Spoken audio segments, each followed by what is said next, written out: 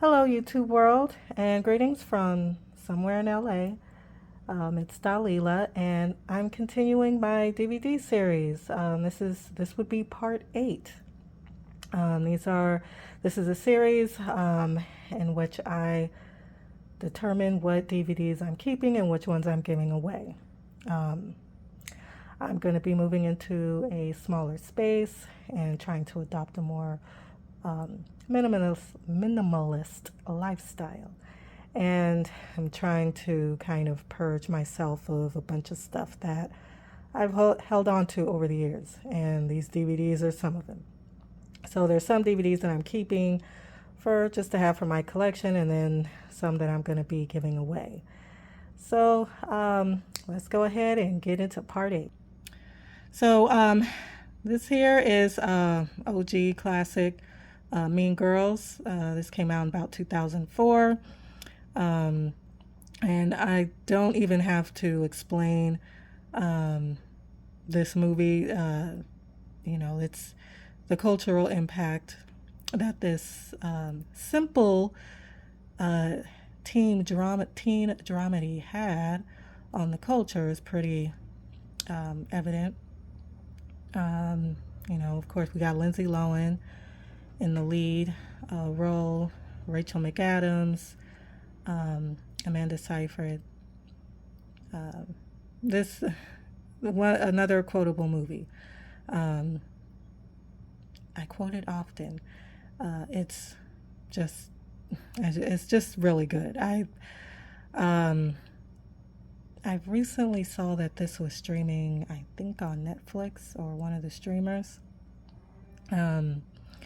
I am going to go ahead and give this one away, but I don't know if this generation, I guess you would call it Generation Z, or some of Gen Alpha, if they're old enough to watch these types of movies, if they have the same effect that it had on young adults.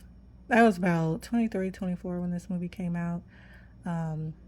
So I think it's a movie for millennials. But I don't know.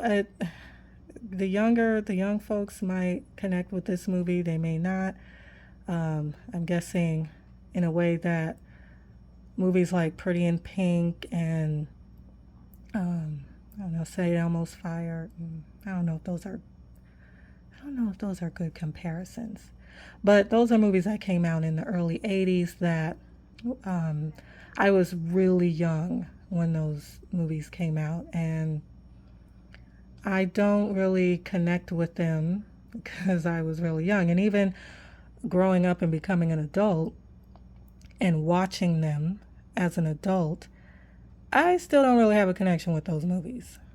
A lot of those movies from the '80s were kind of really problematic, and I'm pretty sure you could say the same thing about Mean Girls because some of the jokes in here are like, huh? But it doesn't, for me, it does not take away from the fact that I absolutely love this movie.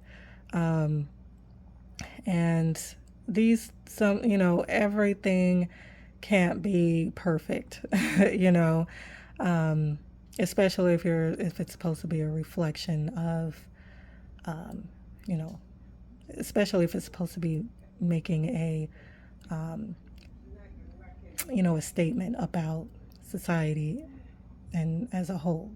Society is messy, and the people who live within that society are messy. And the movies that are trying to make that cultural statement, they have to reflect that. And a lot of times, it's gonna some of the things that the characters say and the actions that they make are problematic. um, but I think I'm gonna go ahead and give this one away. Yeah, but it's definitely always going to be an oldie but goodie. Okay, this a scary movie. Okay, so little story about this one. I It's come out in 2000, 2001. I went to the movies to see this, and I had actually, I think the Wayans brothers, Marlon and Sean, they were on back then. It was still Regis and Kathy Lee. Yeah, so I'm going way back. And the brothers were on the show promoting the movie. I wasn't really all that familiar with it. Again, this was really before the internet took hold. Like the internet was around, but it wasn't everywhere like it is now. And there certainly was no social media. So you still had to kind of, you know, if you wanted to know, if you wanted to promote your movie or get your movie out there, you would go on the legacy talk shows. And Regis and Kathleen was one of them. And so I just happened to be watching it one morning, and I'm like, oh, the Wayans brothers, they have a new movie out. And I think I'd heard of this movie in passing, maybe through through a trailer. So I went to the movies to see it, and there were no spoilers. I didn't know what to expect from this movie. Um, Again, no social media to spoil it. So when I went in not knowing much about it. And yeah, it was pretty funny. This movie, the Wayans brothers, they're so good at spoof, parody, and all that. And they, because they're the Wayans brothers, they add an extra dimension to these types of movies that maybe someone like, I think maybe David Zucker, who did Airplane, the Zucker guys, they don't, you know, it's just a different perspective on these types of movies. More of a young, hip, I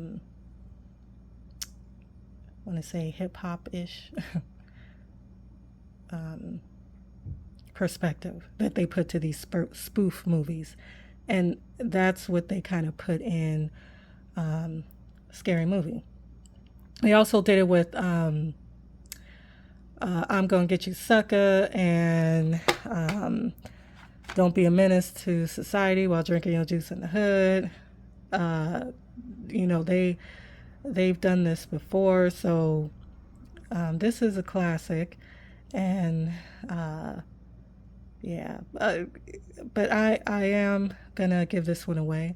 Um, some people say that part two is better than part one, and I do not believe that. I believe part one is the best one out of all of them. I know they kind of lost after part two. They didn't really have much to do with the other sequels or at all. I don't think they had anything to do with the other sequels at all. I think it was just the first two that was mainly Wayans brothers. But I always say that the first one is the best one. But I'm going to be giving this one away.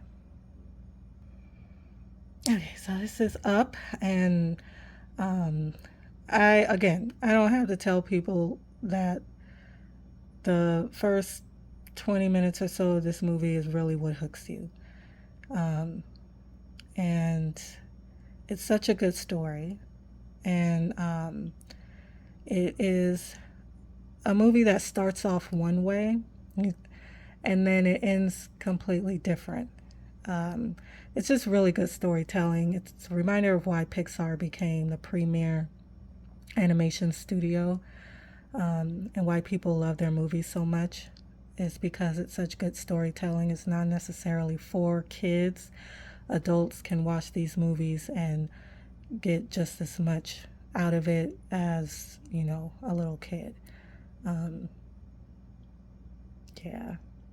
Yeah, I love this movie. Um, yeah, but am I gonna keep it though? I don't know. Um, I think I am. I think I'm gonna go ahead and keep this one. And the reason being, like I said, it's a classic Pixar movie. And it's not like I don't even think they're making DVDs anymore of any kind. Um, just like videotapes went out of circulation so many years ago. It's the same. Like, they're not going to be making any more, you know, DVDs unless you find some on, Craigslist or I don't know, eBay or Amazon. So I'm gonna hold on to this one. It's a classic. I love this movie. So okay, and again, you're gonna have to excuse me with these DVDs are kind of filthy. They've been in storage, kind of just stored for several years, like I don't know, 11 years. So that would explain why they're so dingy looking. So this is 500 Days of Summer. Joseph Gordon-Levitt and Zoe Deschanel. Um, this is again, this is a really good movie. I don't even think I could call it a rom-com. It's not. It's I know this movie about this guy. He falls for this girl, and she's into him for a minute, and then she just isn't really into him anymore, and um, what he goes through, kind of, to um, move on from her. It really um, it kind of shows Los Angeles, in a different light. You know, LA is usually shown, they usually it's Hollywood or Beverly Hills or West LA or West Hollywood, whatever. That's usually the LA that you get. This movie kind of shows more like the city, Los Angeles, downtown Los Angeles. They take a lot of taxi cabs. One of the scenes is Grant Park. Um, and it kind of gives you a different view of the city, much different than what people are used to seeing or what they usually show in movies. Um, but yeah, this was I always like this. I like this movie. I like the soundtrack as well. It plays a lot of got some indie music in there that I wasn't familiar with. But good story, good pacing. Um, yeah, but will I keep it? Um, this one I think I'm going to give away. I am. I'm going to give it away. Okay, so this is A History of Violence. Don't know if anyone has ever seen this movie. This is with Viggo Mortensen and Maria Bello, um, William Hurt. I believe William Hurt. He got nominated for an Oscar. He won one for Best Supporting. Can't remember. But basically, Viggo Mortensen's character, um, he is a part of like a crime family. Basically, his older brother is like the big boss of a crime family, and he gets away. Vigo gets away. He's not about that life. He moves to kind of like a small town, settles down with a nice woman, and and he has a family. But then his past kind of comes up and bites him. His past comes back. Um, Certain things happen, and then he's kind of thrown back into this life he's been trying to stay out of. His family does not know about his past. His wife doesn't know that he basically was a killer. Um, and so that's kind of that's the basic plot of this movie. Ed Harris is one of the guys that's a part of the crime family. He's the one who initially finds him. Um, and yeah, it's a pretty good movie. You know, Viggo Mortensen always delivers. It's a good cast. The actors in this movie is pretty good. Um, yeah, and it's directed by David Cronenberg. And usually Cronenberg does horror movies, really weird psychological horror movies. That's usually Cronenberg. But this is not that. This is kind of different than what he usually does, Cronenberg. But I highly recommend this movie. I'm going to be giving this DVD away, but if anyone hasn't seen this or has never seen it, I recommend it. I don't know if it's on any streaming services, but it's worth looking up. Um, But yeah, I'm going to give this away. Okay, so this is one of those, good old fashioned westerns. 310 to Yuma. This is actually a remake. Um, I forget who was in the original 310 to Yuma and what year that one came out. But this is an example of how remakes can be done well. It's good, and it's Russell Crowe, Christian Bale, two actors that I don't particularly like, but they are so good in this movie. Um, and I am not someone who's into westerns, not into westerns, but this movie kept me engaged through the whole thing. Um, Magnificent Seven is another example of a western that they redid, but does not compare to the original. Not by a long shot. The original with that's amazing cast that included Yul Brynner can't compare. 310 to Yuma did a pretty good job. I watched the original 310 to Yuma. Oh gosh, a long time ago. Um, Actually, now that I'm pulling up this DVD, I actually want to rewatch the original again and also watch the new one, because they're both so good. And because of that, I think I'm gonna hold on to this one. Yeah. Okay, if you're Gen X, I'm bored. I'm kind of like Gen X slash millennial. I was born in 1980. So there's a lot of Gen X stuff that I don't remember. I mean, I wasn't born. But this here, Mel Brooks, he, was primarily making movies in, the 70s, 80s, whatnot. And Spaceballs is a big part of my childhood. I mean, this movie was hilarious. And again, a lot of these movies that I know from my childhood are because they came on television. They'd be TV movies. They'd either come on Saturday afternoons, usually on the weekends, Saturday or Sunday afternoons as the weekend movies.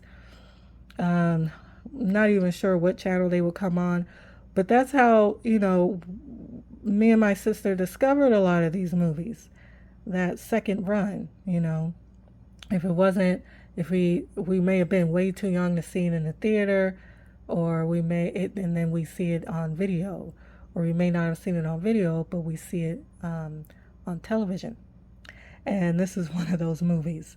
And come on, there's so many um, classic scenes here.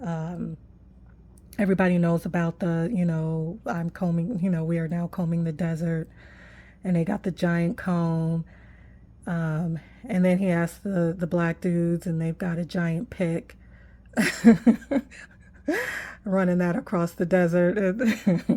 um, and, you know, princess, she's locked up and she's singing in this super deep baritone voice. And um, oh my gosh, well, there's so many. The little miniature things where they're going ding ding ding ding ding ding ding ding. Yeah, and the Schwartz, may the Schwartz be with you. Pizza the Hut. Um, oh my gosh, your Schwartz is longer than mine or bigger than. There's a lot. There's a lot of quotable scenes. That very last scene in the restaurant where they got the dude from the first Alien, um, and the alien pops out of his chest, and the alien starts dancing. Yeah, now that I'm like describing all of this, I'm like, I can't get rid of this movie. I gotta keep it, so I am. Okay, this is old school. Fred Astaire and Sid Charisse, the bandwagon. Um, wow, I this is such a um, it really, when you watch this, you see all the influences. You see it. And like, that's where he got that from. You see where Michael Jackson got, um, the, what is it? Smooth Criminal. that, I think his outfit that he wears in that video, that it was a part of, Moonwalk. Wait, no. Oh my God, I'm losing. I completely the Smooth Criminal video was attached to one of Michael Jackson's. Uh, it was a movie. I can't believe I can't remember the name of it, but you know what I mean. Fred Astaire has this, kind of wears a similar outfit in this movie. And so you can just tell that Michael Jackson was highly inspired by Fred Astaire because the moves that he has in this movie, you're like, oh, okay, that's where Michael Jackson, that's where he got his inspiration from. Sid Charisse, there's a scene that is here that when I watched it, I was like, that's where she got that from. So if you're familiar with Beyonce and the Naughty Girl video, and she's in the nightclub and she's got the beautiful red dress on, and she's dancing with Usher. That is kind of they got that inspiration, or they were inspired by this movie, The Bandwagon. Um, and, I think this is kind of like some of the, kind of like towards the end of that classic musical era, Hollywood musical era, Technicolor. Sid Charisse, I mean, her legs are ridiculous in this movie. And, and if you watch it for anything else, you watch it for Sid Charisse. And this movie actually it's a 2-disc set. Disc 1, which that's the movie itself. And then there is disc 2, which I am not entirely sure what's on disc 2. But it's been a while again since I watched this. Oh yeah, directed by Vincent Minnelli. He was the king of these types of movies. Oh, disc 1 is the movie. And then disc 2 is the making of documentary, vintage documentary, The Men Who Made the Movies, Vincent Minnelli. Yeah. I think I'm going to go ahead and keep this because, yeah, I don't think many people even have this. And look, I paid $8 for it. Yeah, this is going to stay in my collection. Okay, this is Scary Movie 3. This one was okay. Yeah, it was kind of funny. They kind of parody 8 Mile in this movie and The Matrix, and yeah. But to tell you the truth, I mean, this one is okay. Oh yeah, and Signs. They parody Signs in this movie. Um, there's a scene in here where he's in Charlie Sheen is they're at the farm, or he's at his house, and then the sheriff lady comes, and her hat gets progressively bigger throughout the scene. That's pretty funny. And then there's I think this is the one where they were kind of making fun of Michael Jackson. Yeah, there's some funny moments in this one. Oh yeah, they also kind of um, they also include The Ring, the movie The Ring, um, as one of the movies that they parody. But I'm gonna give this one away. Yep, going in the donate pile. Okay, so Easy Rider. I watched this movie. I bought it just to have it. As you can see, I have never opened it. Still in the packaging. Um, And when I watched this movie, I guess I didn't really understand why this movie was such a big deal. And this is one of the films that I believe came out in 1969, if I'm not mistaken, 68 or 69, one of those. Um, and it's, as you can see, it's got Jack Nicholson, Peter Fonda, and Dennis Hopper. Um, this movie, it's one of those movies that is, how do I explain it? Kind of probably had to have been there and lived during this era to really understand why this movie was so important and the impact it had. The music, okay, that is one thing I did connect with in this movie. The soundtrack of this movie is next level. Okay, any artist, musical artist from that time period that was important is on this soundtrack, and I almost feel like I also like just watch this movie just to hear the soundtrack alone. And I hear that, and I read somewhere that the music that they used in the movie was only supposed to be temporary until they did the actual soundtrack music. But they realized that the songs that were picked were so good that they're like, don't change it. No need to change it. I mean, it's got everybody on here. I can't remember off the top of my head all the musicians that were on this soundtrack. But yeah, just for the soundtrack alone, I wasn't even thought of in 1969.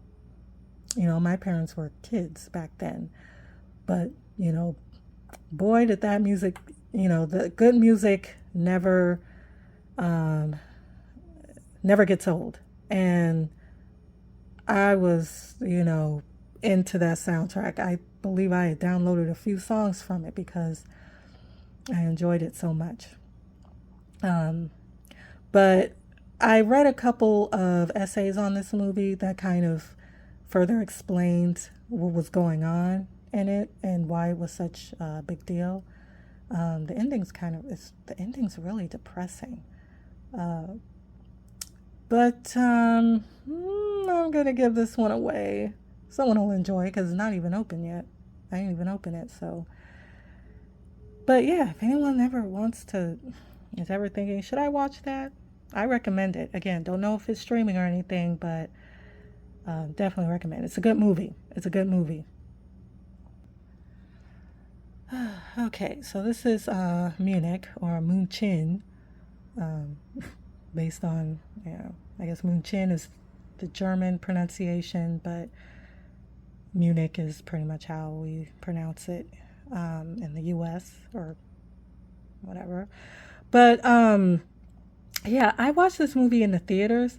I don't know why I bought it though, because it was pretty good. It's a good movie, Steven Spielberg. It's a good movie, but um, it talks about the what happened in the 1972 Munich Olympics, Summer Olympics. Terrorists they um, they kind of took over the Israeli.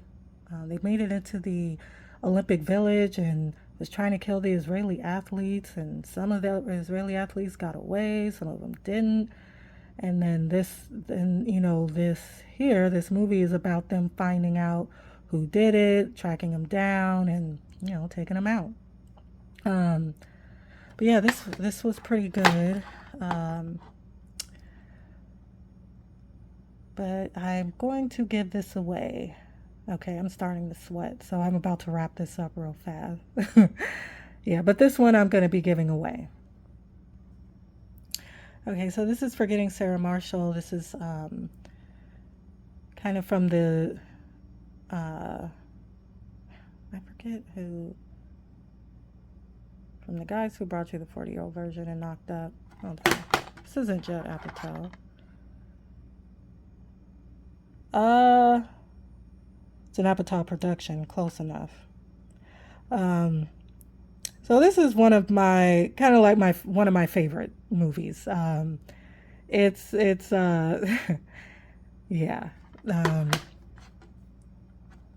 Mila Kunis, she's so cute in this movie. Um, and also Russell Brand's kind of persona non grata these days, but his character was hilarious. Um, and another character who was kind of funny in this movie is Paul Rudd. He plays the surf instructor Kunu, but he doesn't know how to play. He doesn't know how to surf. Um, but he's a surf instructor. And Kristen Stewart, she's in this. She's good in this. Yeah, a lot of the usual Judd Apatow people are in this movie. It's good. It's a nice, cute, classic rom com. Um, it's this is one of the ones that has deleted scenes that wasn't in the theater or whatnot. But yeah, I'm gonna be giving this one away. All right, so that is it. I'm going to go ahead and end the video now. It looks like I'm 30 minutes in. And my back is sweating. Like, it is so hot in my apartment. I can't wait to turn my AC back on. Um, so, again, I'm still not finished. I may have a few, I don't have too many. So, again, I did not realize that this series would go last this long. Here I'm thinking I could do all this in like within an hour, but no. So I'm gonna go ahead and wrap it up. And again, if you like this content, give me a like and a subscribe. If you don't, give me a like and subscribe. All right, I will catch you all later. Be safe wherever you are in this crazy world, and I will talk to you soon. Bye.